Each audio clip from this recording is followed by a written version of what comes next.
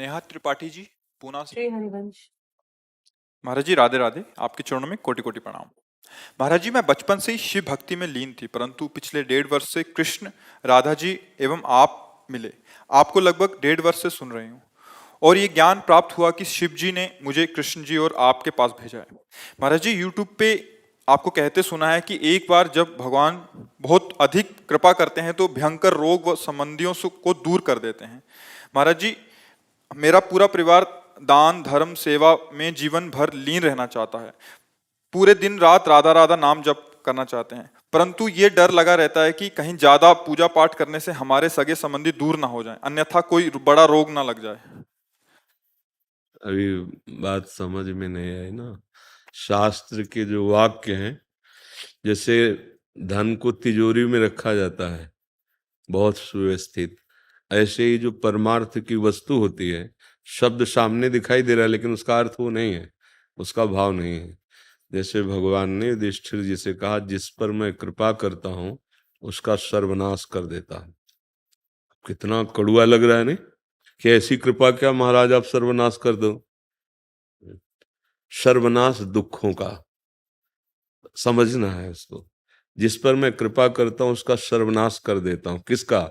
दुखों का, संकटों का, अज्ञान का, जन्म मरण का, पापों का। अहम तो हम स्वर पापेभ्यो मोक्षयिष्यामि। भला मंगल भवन भगवान किसी के मंगल का नाश कर सकते हैं? जैसे नहीं, माता में जो वात्सल्य है, पूरे विश्व की माताओं के, पशु पक्षी जितनी भी, वो हमारे भगवान के एक अंश से है। ऐसे वात्सल्य समुद्र भगवान अपने भक्त का कहीं नाश कर दे। आज तक कोई उदाहरण हो तो हमें बताइए। जो पूतना स्तनों में जहर लगा के भगवान को मारने जा रही, उसे वो गति दे रहे हैं जो मैया यशोदा को मिलती। भला वो भगवान अपने भक्त का अमंगल कर सकते हैं? जैसे भगवान सूर्य से कहा जाए कि तुम्हारी ताकत हो तो अंधकार करके दिखाओ, तो नहीं ताकत है, क्योंकि जब तक वो रहेंगे अंधकार नहीं होगा। ऐसे ही भगवान से कहा जाए तुम्हारी ताकत हो तो अमंगल करके दिखाओ, तो भगवान को ताकत नहीं कि वो अमंगल कर सके, क्योंकि वो मंगल भवन है। तो भगवान अपने जनों से प्यार करके जो बात कर रहे हैं, वो समझ ठीक ना होने के कारण है। अपने जनों का अमंगल नाश कर देते हैं, दुख नाश कर देते हैं, विपत्ति नाश कर देते हैं। भला कौन सी ऐसी विपत्ति है जो भक्त को दुखदाई लगी हो? किसी भी भक्त के बताना चरित्र जिसमें हम विपत्ति देखते हैं, उसमें कृष्ण मुस्कुराते हुए समीप नजर आते हैं। वो विपत्ति क्या, जिसमें अपना प्यारा अपने नजदीक, वो विपत्ति है। वो संपत्ति विपत्ति जिसमें प्रभु दूर हो और हम भूल जाएं प्रभु को भोगों में, वो विपत्ति है। देखो, हम परिचय जानते हैं विपत्ति का। हनुमान जी महाराज का, हनुमंत विपत्ति प्रभु सोई, जब तो सुमिरन भजन न हो। तो ये डर लगना, अभी प्यार ही नहीं किया तो डर लगता है। जब प्रेम होता है तो डर नहीं रहता है। बच्चा बच्ची प्रेम कर लेते हैं ना, तो दोनों निश्चय कर लेते हैं कि जहर खा लेंगे, लेकिन अब हम विलग नहीं होंगे। दुनिया की हर गाली सहेंगे, अपमान सहेंगे, मर जाएंगे। परिवार, इज्जत, धर्म, कुल, सबका प्यार एक कोने में रख करके और भाग पड़ते हैं ना। और हम प्रभु से प्यार करते हो, डर लगता है कहीं कुछ अमंगल ना हो जाए। सोचो, एक शरीर से प्यार करने वाला परवाह नहीं करता किसी भय की, और तुम सब शरीरों की आत्मा जो भगवान है, उनसे प्यार करने पर भय लगे कि कहीं ऐसा ना हो जाए। अभी प्यार नहीं है, अभी तो बातें हैं प्यार की, प्यार नहीं। प्यार जो होता है वो एक अलौकिक वस्तु होती है। नहीं तो डरना नहीं। बात समझ में नहीं आती इसलिए ऐसा है। भगवान अपने जनों को बहुत प्यार करते हैं। ये जरूर है कि बाहरी देखने में आपको लग सकता है कि एक बार दो मित्र थे, स्कूल में पढ़ते थे। अब आगे जब यौवन अवस्था आई तो एक गलत संग में पढ़कर शराब पीना, व्यभिचार करना, गंदे आचरणों में उतर गया, और एक अच्छे संग से गंगा स्नान करना, नाम जप करना, ऐसे। तो जो गंदे आचरण करता था, रात दिन उसकी उन्नति होने लगी, रुपया और सब अच्छे अच्छे भोग सामा। और जो गंगा नहाता था, नाम जप करता था ना, उसका स्तर गिरने लगा, लौकिक। 10वें वर्ष दोनों का मुलाकात नहीं हुई। अचानक एक दिन वो गंगा नहा के आ रहा था, तो देखा सामने कि वो दोस्त हमारा स्कूल वाला, और वो बहुत सूट बूट से अच्छे कपड़े पहने ऐसे, तो उसने भी देखा कि वही मित्र है हमारा जो स्कूल में। बस वो उधर देख ही रहा था कि खजूर होता है ना, खजूर, खजूर का बड़ा कांटा गंगा नहाने वाले के पैर में लगा, क्योंकि नंगे पैर रहता था। और नाम भगवान का उच्चारण करते बैठ गया पैर पकड़, और वो खूब अच्छे कपड़े वो सब पहन के आए। बोले देख, कहता था क्या मिला तेरे को, देख मेरे पास गाड़ी है, रुपया पैसा, मैं खाता हूँ, मौज मस्ती से रहता हूँ, तू बड़े ठीक से रहता है, गंगा नहाता है, तेरी दशा देख क्या है, क्या दिया भगवान ने तेरे को। और ऐसा कह के वो चला गया। उसके भी मन में आया कि बात तो सही कह रहा है, मैं बचपन से भगवान का नाम ले रहा हूँ, गंगा नहा रहा हूँ, तो हमारी ये दशा है। और मैं जानता हूँ ये दोस्त हमारा कैसा है, बड़ी मौज मस्ती में। क्या भगवान का भजन करना दुख और नाना प्रकार के संकट मोल लेना है? ऐसा उसके मन में आ गया। और जब कभी किसी भक्त के मन में संशय होता है तो भगवान तुरंत निवारण करते हैं। भगवान एक वृद्ध ब्राह्मण के स्वरूप में आए, अरे बेटा तुम्हारे कांटा लग गया क्या, मैं निकालूं? भगवान बड़े कृपालु हैं, देखो तुम्हारे कांटा लग गया, बहुत कृपा है उनकी तुम्हारे ऊपर। तो उनका अब हमको ये बातें अच्छी नहीं लगती, क्योंकि मैंने प्रत्यक्ष देखा कि हमारा दोस्त गंदा आचरण करता है, अधर्म आचरण करता है, उन्नति को प्राप्त हो रहा है, और आप कह रहे हैं बहुत अच्छा। तो उन्होंने कहा देखो तुम्हें पता नहीं है, मैं तुम्हें दिखाऊं, तुम्हारा जो मित्र है वो पूर्व जन्म में इतना पुण्य किया था कि उसे इस जन्म में चक्रवर्ती सम्राट होना था। उसने पापाचरण करके सारे पुण्य नष्ट कर दिए।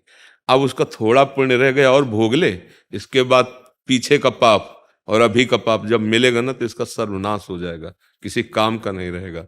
और तुम्हारा सूली की सजा थी तो खजूर के कांटे से निकल गई, तुम्हारे सारे पाप नष्ट होने जा रहे हैं क्योंकि तुम धर्म से चलते रहो। अभी जहां तुम्हारे पूरे पाप नष्ट हुए और ये पुण्य और वो पुण्य मिला, तो लोक परलोक सब जगह तुम आनंदित हो। उसको जो अंदर संशय आया था उसकी निवृत्ति हो गई। कभी ऐसा नहीं हो सकता। सत्य मार्ग में चलने वाला थोड़ा सा आपको दुखी दिखाई दे सकता है, जैसे धर्मराज युधिष्ठिर, बहुत अभिमान में है दुर्योधन, 12 वर्ष का वनवास, 1 वर्ष का अज्ञातवास, ऐसे पवित्र भगवान के महाभागवत जो देवताओं से प्रकट हुए हैं, उनको कष्ट पर सिंहासन पर कौन बैठा, अंत में वही बैठे और विनाश हो गया कौरवों का। तो हम ये बात समझ नहीं पाते हैं कि शास्त्र क्या कह रहा है। भगवान जो कहते हैं मैं जिस पर कृपा करता हूं उसका सर्वनाश कर देता हूं, सर्वनाश करने का तात्पर्य है उसके दुखों का। और भी लिखा है बंधु विच्छेदम, मैं परिवार से संबंध रहित कर देता हूं, क्योंकि वही भगवत प्राप्ति में जो बाधा होती है, जननी जनक बंधु सुत दारा, तन धन धाम श्रद्ध परिवारा, तो सबकी ममता ताग बटोरी, मम पद मन ही बांध बरडोरी, वो हम नहीं कर पाते तो भगवान कर देते हैं। क्या होता है कि परिवार सब छोड़ के चला जाता है? नहीं, वो परिवार के हर सदस्य को बहुत प्यार करने लगता है, क्योंकि उसको अब ये ज्ञान हो गया सब में भगवान है। भावना समझने के कारण फिर लगेगा कि देखो ये तो बड़ी विपरीत स्थिति है, और मैं जिस पर कृपा करता हूं उसको धन रहित कर देता हूं। धन रहित, अब घबरा जाओगे ना कि रुपया पैसा नहीं, धन का अभिमान नहीं होता। अगर ये बात होती धन रहित, तो चक्रवर्ती सम्राट अम्बरीश जी है ना, खजाना है ना उनके पास, और भगवान के महान भक्त है ना, तो फिर बात कैसे सच्ची कैसे समझ में आएगी। वैसे अगर ये हो कि मैं जिस पर कृपा करता हूं उसका धन हटा लेता हूं, तो सुदामा जी को सुदामापुरी फिर क्यों बना के दी? वैसे ही खाने की व्यवस्था नहीं, क्योंकि इसका मतलब रहस्य समझना है। धन का अभिमान नष्ट कर, जो धन का अभिमान जीव को गिराने वाला है, पतित करने वाला है, उसे भगवान हटा देते हैं। भगवत वाक्यों को समझने के लिए हृदय में पवित्रता चाहिए, भक्ति चाहिए, तब हम समझ पाते हैं। तो ऐसा डरो मत कि हम अगर अधिक भजन करेंगे तो ऐसा। अब असाध्य रोग का जैसा विषय है कि जैसे हमारा पूरा रजिस्टर है, अब खत्म है, हमारा आखिरी जन्म है, दैन संसार से खत्म। अब जितना हिसाब है फटाफट, तो जैसे 100 थप्पड़ लगाने हैं तो एक थप्पड़ लगवा दिया, 99 माफ कर दी, आगे बढ़े, मतलब फटाफट फटाफट वो पूरा, क्योंकि हिसाब खत्म होना है ना, तो उसको लगता है यार पग पग पे दुख मिलता चला जा रहा है, क्योंकि अब वो महासुख की यात्रा में जा रहा है, अब उसको दुख का लेस भी नहीं मिलेगा। अच्छा, यहाँ कितने ऐसे पापात्मा जीव देखे जाते हैं, मौज मस्ती पूरी जिंदगी के, जुकाम भी नहीं हुआ चले गए, तो ऐसा थोड़ी कोई परम पद में प्राप्त हो गए, बार बार जन्म मरण चक्र चलना है। इसलिए विधान को समझना होता है। जैसे ये होता है कि फिर भजन का क्या फल है कि आप कष्ट हो, अगर आप दुखी हो तो भजन इसीलिए तो किया गया था कि दुख ना हो, तो दुखी नहीं है, हम परम सुखी हैं। तुम बाहर की बात देखते हो, बाहर से कार से तुम उतर रहे हो, एसी रूम में रहते हो, अंदर से तुम काम क्रोध से जल रहे हो, क्या सुखी हो तुम? क्या तुम स्वस्थ हो? क्या तुम आनंदित हो? नहीं, कोई विकार हृदय में नहीं है, बस एक ही लालसा है, कब शरीर छूटे अपने प्रभु से मिले। क्या परेशानी? इस सब संसार प्रवाह में नहीं आना है, खत्म। आप जैसा विधान करेंगे उसमें मैं राजी रहूंगा और आपको प्यार करूंगा और आपको प्राप्त करूंगा। ये अलग भाव है, ये अध्यात्म मार्ग है, संसारिक मार्ग नहीं है कि हे भगवान हमारा बुखार ठीक कर दो, हमारा रोग क्यों ठीक करो। नहीं नहीं, हमारे कर्म का कोई फल है, आप भुगवाइए, पर मेरे को सामर्थ्य दीजिए कि मैं आपको भूलूं नहीं और इसे सह जाऊं। तो भगवान की बहुत कृपा है, अनंत जन्मों के पापों को क्षण में नष्ट कर रहे हैं, उनकी बहुत कृपा है। हमें ये विपरीत नहीं सोचना कि हम राधा राधा बहुत जपेंगे तो गड़बड़ हो जाएगा, नहीं नहीं, पूरा जीवन हो गया। कष्ट शब्द जिसे तुम समझते हो वो तुम्हारी समझ ठीक नहीं है। मन का सुखी होना सुख है। आप देखो ना, आपके पास सब कुछ है, मन दुखी है, तो आप भला सुखी हो क्या? और मन आनंदित है, दुख सुख मन का। अभी यहां से मन का संपर्क हटवा दिया जाए और यहाँ खूब आप ऐसे करो, कुछ नहीं लगेगा, क्योंकि दुख मन को हो रहा है ना। अच्छा, मन भगवान के आनंद में है, अब वो शरीर में कष्ट हो तो क्या फर्क पड़ता है? शरीर स्वस्थ है, मन विषयों में जल रहा है, तो क्या फायदा है? बस ये थोड़ा समझ गलत है, इसलिए ऐसा। किसका प्रश्न था? तो आप समझ पा रहे? जी बिल्कुल। जी।